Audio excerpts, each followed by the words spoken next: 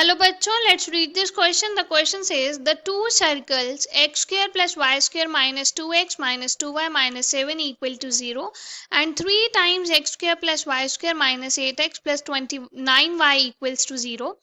Option A touch externally, option B touch internally, option C cut each other orthogonally, option D do not cut each other. इस question में हमें दो circles की equation दी है, हमें बताना है कौन सा ऑप्शन करेक्ट है.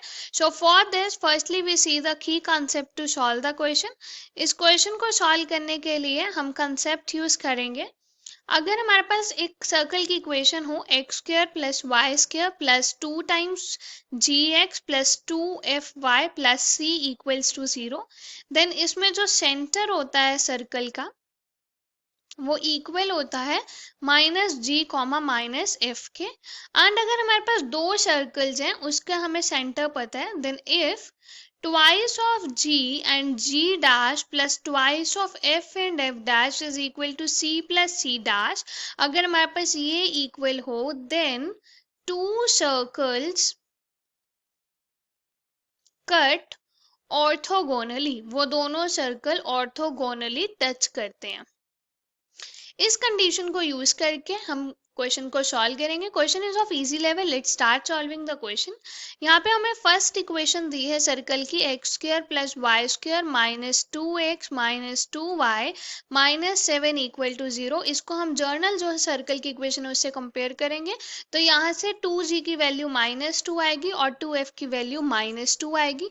तो डैट मीन सेंटर हमारे पास क्या हो जाएगा, minus means minus minus plus हो जाएगा 2/2 एंड जी, क्योंकि ये हमारे पास 2 जो है वो 2g की वैल्यू है ना, हमें g की वैल्यू चाहिए इसलिए मैंने उसे डिवाइड किया 2 से, और यहाँ पे भी माइनस माइनस प्लस हो जाएगा और 2/2 हो जाएगा.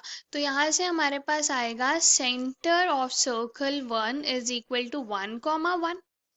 ठीक है. और यहाँ से अगर हम देखें तो c की वैल्यू कितनी आ रही है, -7. c की वैल्यू आ रही है -7. अब सेकंड सर्कल की बात करते हैं. तो सेकंड सर्कल हमें दिया हुआ है thrice of x square plus y square minus 8x plus 29y equal to 0. तो यहाँ से अगर इसको सॉल्व करेंगे, ये 3 को हम पूरी इक्वेशन से डिवाइड करेंगे, हो जाएगा x square plus y square minus 8/3x plus 29/3y equal to 0. तो यहाँ से अगर हम जी की वैल्यू क्या आ रही है, -8/3. 2g कितना आ रहा है, -8/3. तो g कितना आएगा हमारे पास, -8/6. यहाँ से 2f की वैल्यू आ रही है 29/3, तो f की वैल्यू क्या आएगी 29/6. तो यहाँ से सेंटर क्या आ जाएगा, अगर वैसे हम यहाँ से देखें वी डोंट नीड सेंटर, हमें सेंटर नहीं चाहिए, हमें g और f की वैल्यू चाहिए अपने इस क्वेश्चन को सॉल्व करने के लिए. तो हम बस g और f की वैल्यू भी निकाल सकते हैं, और यहाँ से हमारे पास c कितना आ रहा है, 0 आ रहा है, क्योंकि यहाँ पे कोई भी कांस्टेंट टर्म नहीं है.